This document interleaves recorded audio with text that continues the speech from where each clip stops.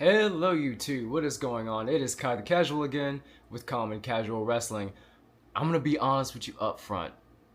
This is not going to be a usual R&R video.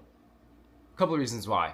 One, I feel like we need to address some things in the wrestling community. So this is gonna be a little bit of a test drive as far as rant content goes on this channel. But I am gonna say that again. We're still gonna keep it casual. We're still gonna keep it relaxed. But you are still gonna get your ratings, and you are still gonna get a sincere review of Night of Champions. And it was pretty good. There's some Saudi show-isms, and just a quick compliment, real quick. The Saudi show set, like I was watching with my wife, and this is beautiful. Like, they really make those shows out to be like WrestleMania caliber sets, the entrances, all that stuff. The pageantry galore. And of course, Saudi gives them a lot of money. And again, this is going to be very limited as far as how much we talk about issues with Saudi Arabia shows.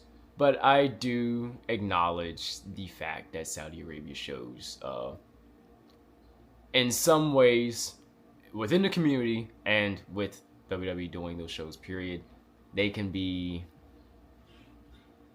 controversial. But anyway, we're doing this for the love of pro wrestling. So let's get into this. I'm going to give you my ratings for each match right off the bat this time, because I want to take a good long moment of this video to talk about Queen of the Ring. But speaking of Queen of the Ring, King of the Ring was our first match of the night. We had Cody Rhodes against Randy Orton. We also had, right after this, we had Sami Zayn versus Karrion Kross. We had Rhea Ripley in a street fight versus Raquel Rodriguez. We had Jacob Fatu taking on Solo Sikoa to defend his United States Championship. We had the Queen of the Ring match, of course, right after that. And then we had the main event, John Cena defending the belt against CM Punk. So just ratings right off the bat of each match. I think King of the Ring, that finale was a good 4 out of 5 titles. If you don't know already, on this channel we do reviewing in the style of titles instead of stars. I feel like star ratings should be limited to like critiquing, and titles is just purely based on my relaxed, casual review of the shows. And I'm just going to tell you how much I enjoyed it. And I enjoyed that match very much. I actually think the Jey Uso versus Cody match on Monday Night Raw was actually a little bit better, though. That's just me, though. Cody seemed to be working a little bit heel in this match. You would think that would come from Orton instead of Cody, especially since that was one small critique I had of this match, is I really don't think this was like voices in my head Orton. You know what I'm saying? Like, this guy, he promised he was going to do whatever it took to get that crown, because that was his way back to redemption against Cena, and I think it was a great match, don't get me wrong. But Cody working heel, they're either teasing something for Cody to turn heel, or they're trying to get us to think Cody's going to turn heel, and now Randy's going to turn heel on him during the match at SummerSlam. So that's my prediction for that. Just off the bat, there's 2 little roads we could take there. But yeah, it was a good match, man. They worked pretty good. Randy doing a super suplex and selling his back, and the back issues, and Cody working the back, worked a little heel, kind of weird. But anyway, Sami Zayn versus Karrion Kross was a good TV match. Sammy's the ultimate underdog, and of course, this is, he is of Syrian descent, and this is in Saudi Arabia. So hey, of course, the Middle East is gonna represent their boy. You gotta love him. Karrion Kross did take back bumps, so he took a good Blue Thunder Bomb from Sammy. He can bump. Maybe he might not want to bump as often, but that rumor, I think this match was a rumor killer. they both performed well in this match. My personal take of how much I enjoyed the match, I was thinking I was going to do like just straight up solid numbers on this type of thing, but I do have goodwill towards this match too, just for these guys doing a good job. Same for a few matches later, but I'll get to that. I'm going to give this a 3, and we're going to debut a new rating here. We're going to do it as a 3.5. And I think we're going to represent halves with tag team belts, because, you know, it's a half, you know, you only... like one person can only carry 1/2 of a belt, you know? So I'm giving it 3 title belts and a tag team belt. 3.5. It was a really enjoyable match. Again, go on Peacock. Go out of your way to watch Night of Champions. It was a good show. Next up, we had the street fight with Raquel and Rhea Ripley. And also, these videos are I'm supposed to be unveiling my picks too. I picked Cody to win, so I got 1. I had picked Karrion to win because I thought it'd be interesting, and Raquel Rodriguez because I thought some bad guys winning early in the show would be interesting. I was wrong, so far I'm actually 1 for 3. But yeah, that's kind of spoils the result of this match. Rhea Ripley won this match with an avalanche riptide, which is pretty cool. I do have some goodwill towards this match. They did some unique things here, like setting the table cover on the barricade, and Raquel Rodriguez sent Rhea Ripley through it. I thought that was cool. That was unique. That's something we haven't seen before. Something that takes away from this match to me is the involvement of Roxanne Perez, because we know Roxanne is probably going to end up being the tag team with Raquel moving forward now that Liv Morgan is out injured with a shoulder injury. But I personally don't like her involvement, because it's like, all right, she's a new debuting talent, and you would think, okay, these 2 girls are going to, you know, start running roughshod over the tag team division, maybe at least for a couple of weeks until maybe the Bellas come through and get tag belts. But I would have thought that Roxanne becomes a difference maker to endear herself to Roxanne Perez. That takes away a little bit from me, but hey, look, everybody loves Rhea Ripley. I don't hate Rhea Ripley. I like Rhea Ripley as well. So I can't fault this match for anything but that. But to me, that brings it down from, again, a 4 is a great match for me, just like below perfect. So I gotta give it a it's not a 3. I have a lot of goodwill for it. Again, this is another tag team belt for me, so I'm gonna go 3 belts and a tag team belt. That is 3.5. But let's move on to another good match. Off the bat, I'm just gonna say it's another 3.5 for me. They tried to swerve us in this, but Solo versus Jacob it was a good match. You know, the guys showed out. Just the interesting parts of the match, of course, is we get the return of Tonga Loa. And at first, it looked like, oh man, they're swerving us. I thought Hikuleo was spotted in Saudi Arabia. No, we still got him. He comes through with the assist to help Solo Sikoa win the United States Championship. The only thing I don't like is I believe he's renamed Tala Tonga. I know why WWE renames stars. I know they want to own the copyright for all that and everything, but man, I feel like it takes away from the myth that is Hikuleo. You know, the Tama Tonga is still Tama Tonga. Actually, they might have changed an O or something in his name, whatever. But you still have that familiarity with Tama Tonga. Tonga Loa, I forget what his name was before WWE. Might have been Tanga Loa might have been the difference. Anyway, but the bottom line is like, I don't think that's a big deal with Tonga Loa, but it kind of is a big deal with Hikuleo. You know, but he came through. He looked good.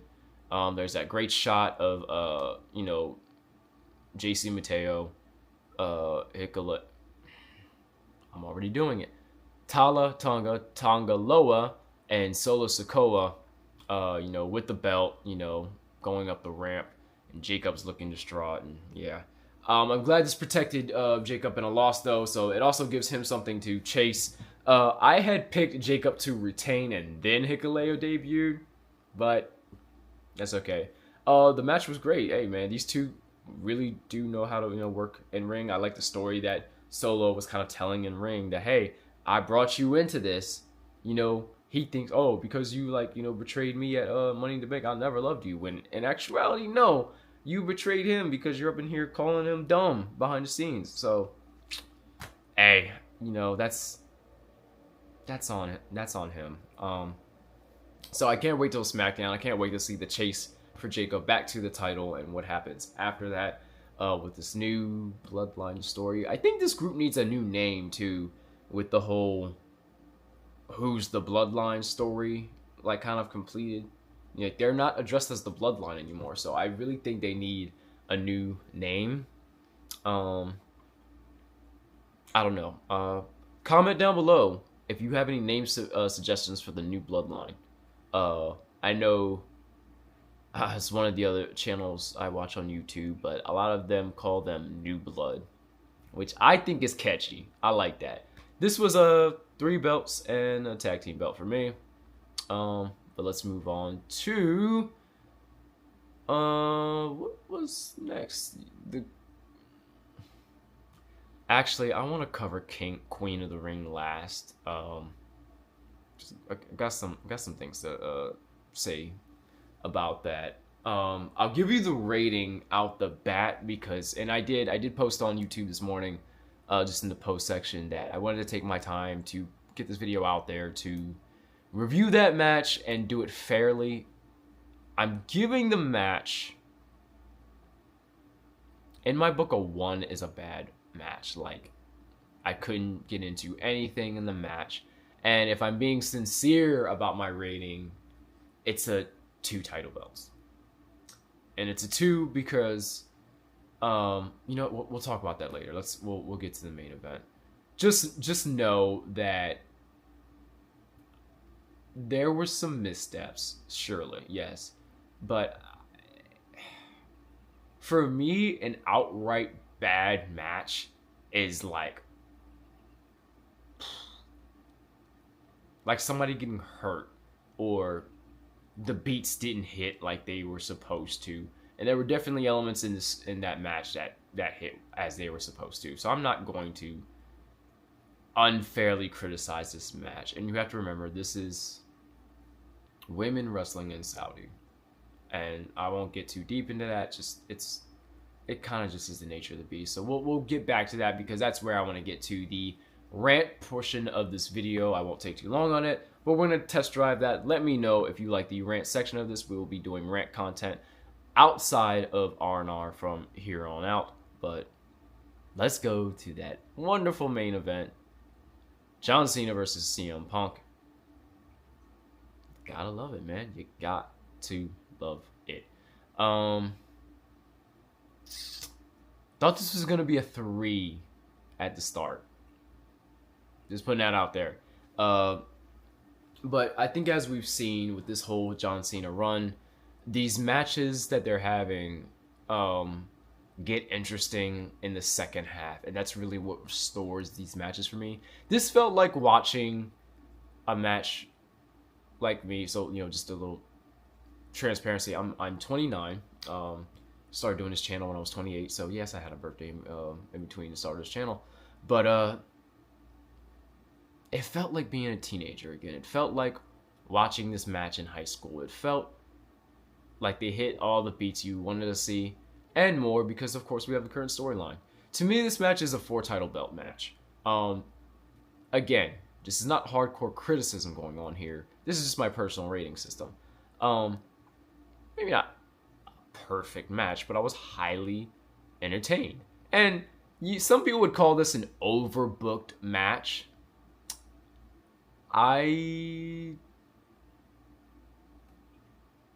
Sometimes overbooked for me is good. One of my favorite matches is the Cody Rhodes versus Roman Reigns match at WrestleMania 40. So, you know, all the people come through and, you know, interrupt that match, and that's what we get here. And of course, that match was under Bloodline rules, so it was, all fair and love and war. But with this one, of course, we have the ref bump.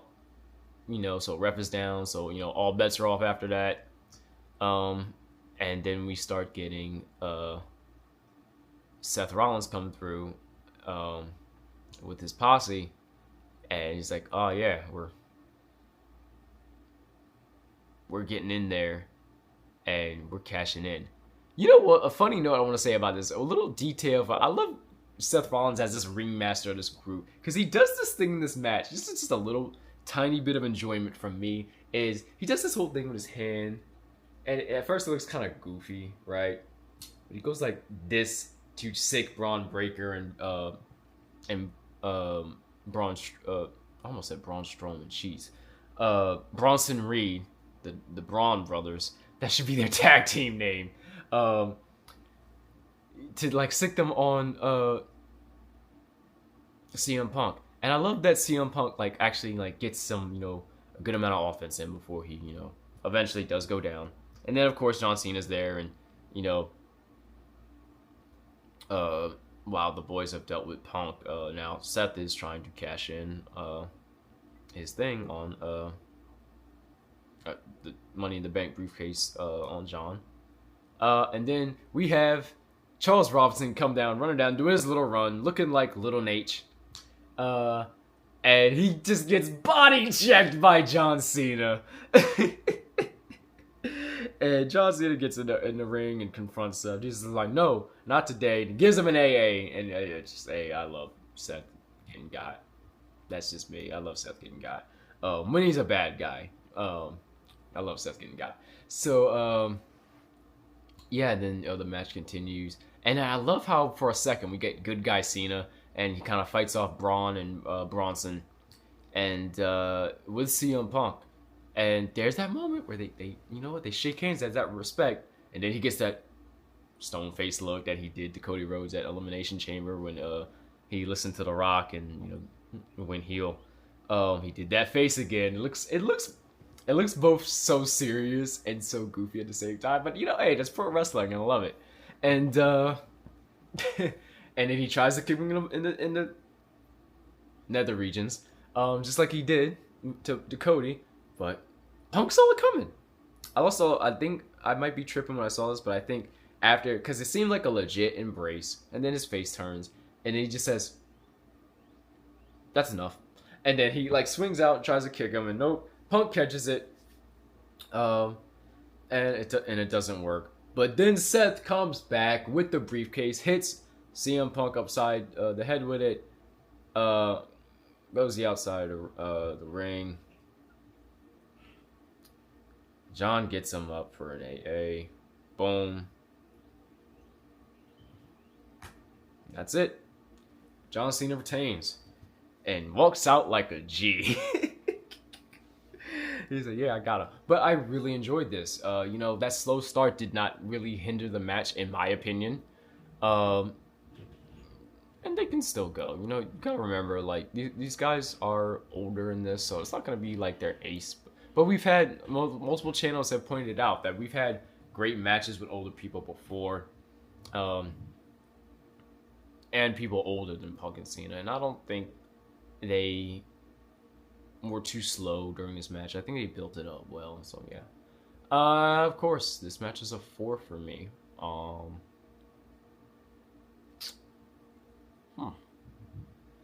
Okay.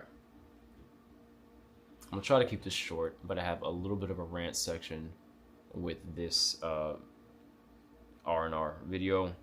So I guess it's RR&R. It's rant time. And of course, on this channel, we are meant to be chill, relaxed fandom for pro wrestling. So I want to talk about Asuka and Jade Cargill. I did their review kind of half. So here's the other half, and I'm gonna tell you the truth. This was not Jade's best match. I know she has previously gotten criticized for her in-ring work before. I typically don't give her as much flack as some other people do. However, being fair, I rated this earlier a 2 title belt match. My system is 1 is probably actually a bad match.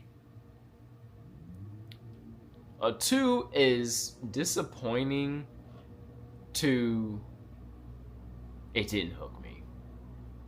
And that could just be a me problem, for all I know. A 3 is mid to, good match. A 4 is a great match. And a 5 is a perfect match. Mwah, Seth kiss. I can't say anything about it. I am so happy with that match. I'm going to point out a couple of issues with the match itself, why I think, but I'm also going to have a period of time where I address Jade and the fans. So, 2 things. 1, pacing.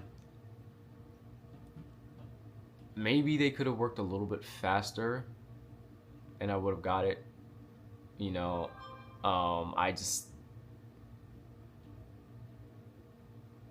know, just some parts of it I just didn't buy. And another thing too is I found Jade Cargill's countering of Asuka's submission moves. I thought it was good. I thought it was really good. That it was smart. That's why this isn't a 1 for me. I thought it was good. But I also don't believe her as a babyface in peril. A lot of her image is she's the big,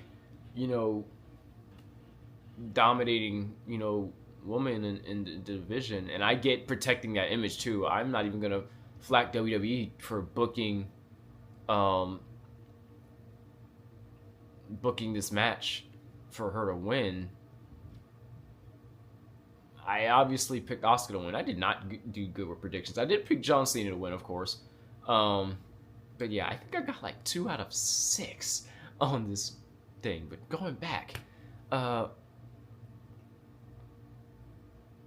think pacing was a thing. I think Jade could have sold the knee again like she did before with Roxanne Perez. I think she did that more during that match. I think she could have sold that more. She did give a little bit of a face. So I'm not going to say she didn't do it at all, but I think she could have, said, hey, struggled some more. But also, this is the whole thing. I don't believe her as the babyface in peril. If anything, she might be better as a heel, but you don't. I think this is the Bianca Belair situation, too, is that you don't want this inspirational, superhero-like person. I think she has more of a superhero look than Bianca. With all the muscle and everything. And so it's complicated. I'm not sure how you fix this besides get her in developmental and NXT, maybe to build some interest in her and to sharpen up her ability a little bit more, because I'm not going to say she's the perfect wrestler, but she can wrestle. I am not going to sit here and be like she can't wrestle. That would be unwarranted, unfair, and la la la. Not to mention, this is a woman going up to the Saudi Arabia crowd. So, and they were down for this whole match anyway. Asuka got some cheers. And maybe they didn't realize that both of these women were baby faces, but Jade got booed. And maybe they just wanted Asuka to win. I don't know. I'm not going to criticize the fans too much. But just in the wider fandom outside of Saudi Arabia, we've got to be chill when criticizing. I'm not saying don't criticize. I'm saying we've got to chill with criticizing these people that are putting their bodies on the line to entertain us, man. That's the purpose of this whole channel. We're here for the chill version. Anyway, again, I'm not gonna jump down anybody's throats. We have to be more respectful of this whole thing. I thought it was an interesting match. I went in thinking that I'd be happy that either one of these women wins Queen of the Ring. But also couldn't help but think maybe it would have been better if Roxanne Perez was in Jade's spot. Just to have a more appealing in-ring match. There's a criticism going out there saying that Jade is a great presentation and a bad in-ring performer. So, she's beautiful. She has a great fit look. She has a great gimmick, and she, plays off the storm in this, superhero look. And she's very inspirational. I love the words that she said after the match. It's just hard for it's hard to from the fans' perspective, it's hard to want to like this woman when the match isn't as good as we'd want it to be. And it's hard for her as a performer to perform, take time away from her daughter, put her body on the line, all those things, and then have to be berated and degraded by fans. So again, that isn't what we want to do on this channel.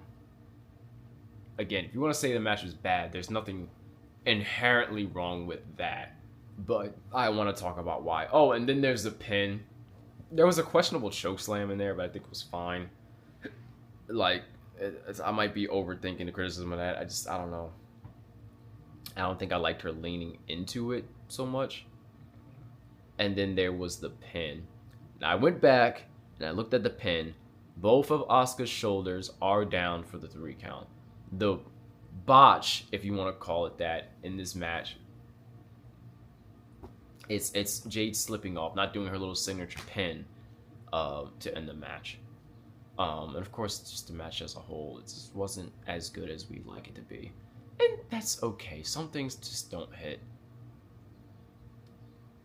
But we need to be more casual when we're adjusting stars in their performances. They know. Trust me, they know. And I'm glad she got to have her speech at the end of the match.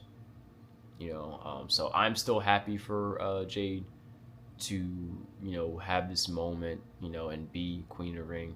I said before that either on a video or in real life to somebody, that I like both these people with a crown. Like, look at it like this: Asuka with the crown gets to have so much fun with it, or would have had so much fun with it. Do her little dances around, right? I'm queen, I am the empress of tomorrow, yeah. And then Jade, she already has this big regal look about her. So I think it could have been better, obviously, but I'm also not going to demean these performers, and be like, oh my god, it's so bad, you're terrible, you're awful, la la la la la. The match just didn't work. Chemistry probably could have been better too, but hey, that's all I gotta say about it. Is I think we need to be more fair to these people that perform for us like this. It's terrible, the way that we treat some of these people. Anyway, you guys know what to do. Like, comment, subscribe. Please share so we can get this ball rolling, right? Let's get some more subscribers. And of course, for the love of pro wrestling, love you guys. Enjoy pro wrestling and keep it casual.